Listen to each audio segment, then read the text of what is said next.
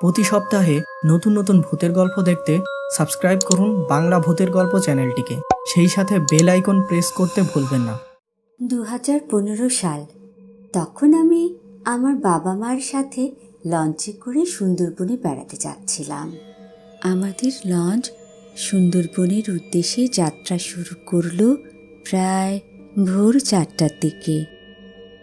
আমরা খুব উৎসাহ নিয়ে লঞ্চে উঠলাম। বিশেষ করে আমি খুবই উত্তেজিত ছিলাম, কারণ এটা ছিল আমার প্রথম সুন্দরবন ভ্রমণ।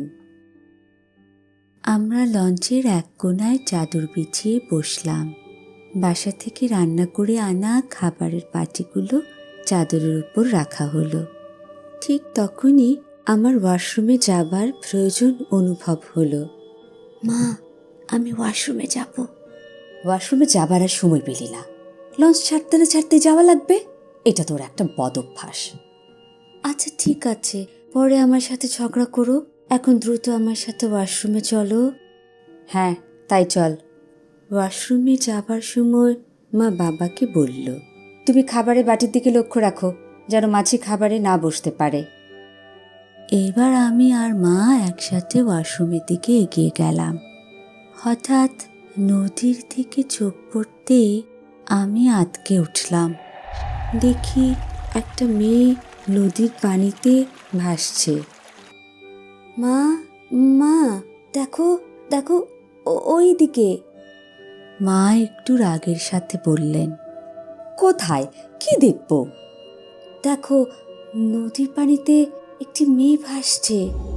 মা এবার নদীর পানির দিকে তাকিয়ে বললেন, কই, কিছুই নেই তো।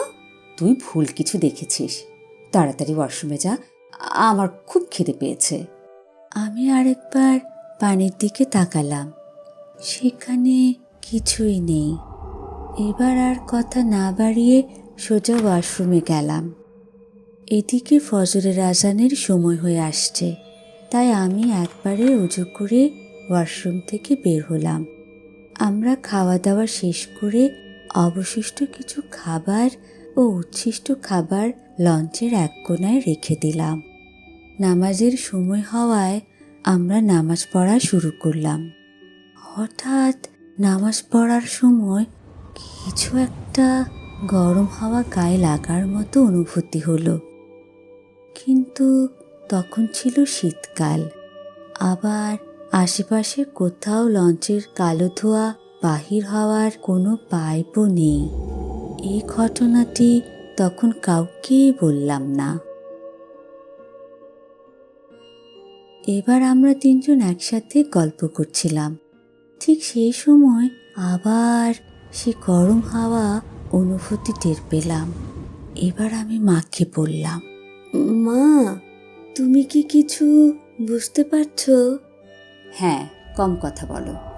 মায়ের কথায় আমি একেবারে চুপ করে গেলাম, আর সেই সাথে এক অজানা ভয় আমাকে চেপে ধরল। একে তো শীতে কাঁপছি, তার উপর ওই গরম হাওয়ার ভয়। সে সময় যে আমার মনের ভেতরে কি হচ্ছিল তা কেবল আমি ও আল্লাহ ছাড়া আর কারো জানা সম্ভব ছিল না। আমার বাবা তখন আমাদের সূরা কালাম পড়তে বললেন।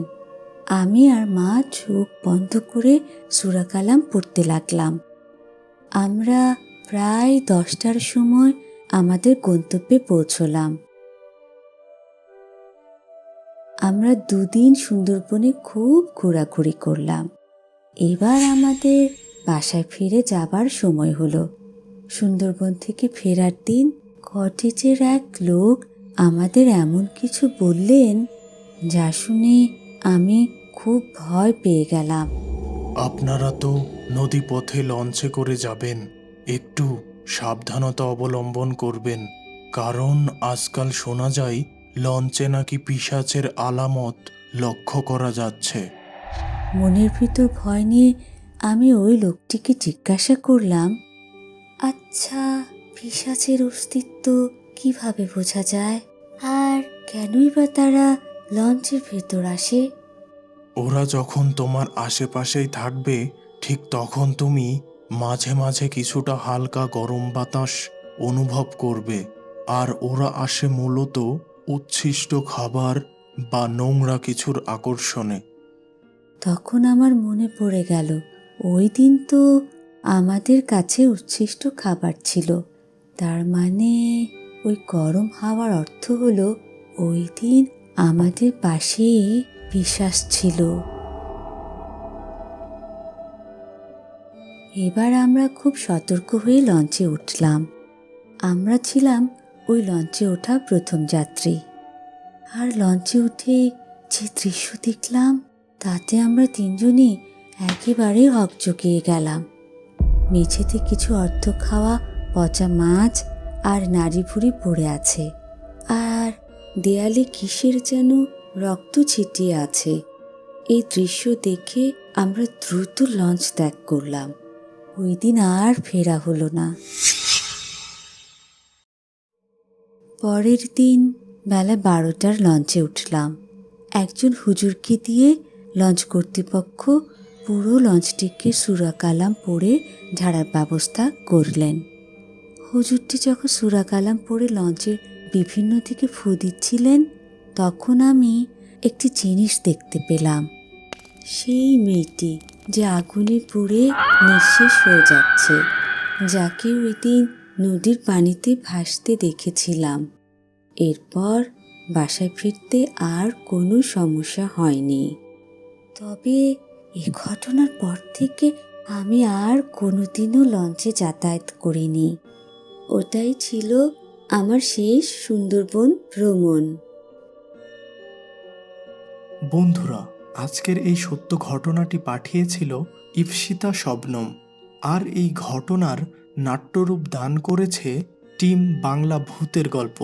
কাহিনীর ধারাবাহিকতা রক্ষার্থে কিছুটা কল্পনার আশ্রয় নেওয়া হয়েছিল, যা মূল ঘটনার বিষয়বস্তুর কোনো পরিবর্তন করে না।